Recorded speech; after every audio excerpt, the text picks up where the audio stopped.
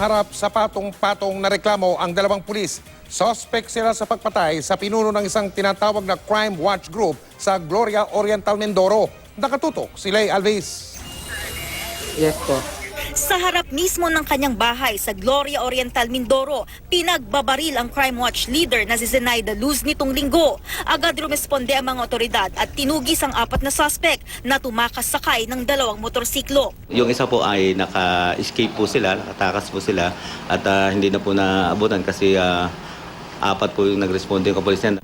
Nagpaputok daw ng baril ang mga hinahabol, kaya gumanti ang pulisya hanggang sa masukol ang 2 suspect. Ang sigaw daw ng isa sa mga nakabonet na suspect, tropa din kami. Mahal na Pangulo, ito ho, 2 ninja cup yata. Ito kasi yung isa, sinasabi nila, awarded raw na ni Chief Bato. Pero ito, na-involve sa ganito sa pamamaril sa asawa ko.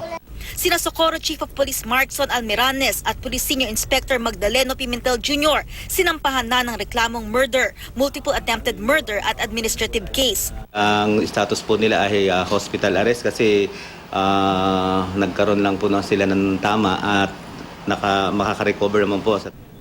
At dahil bantay sarado sila sa isang ospital sa Calapan City, hindi makunan ng pahayag sina Almiranes at Pimentel.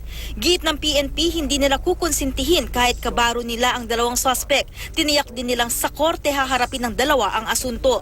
Sa gitna ng investigasyon, may hiling ang mga naulila ni Zenaida Luz. Sana mabigyan ng hustisya si Seni, yun lang.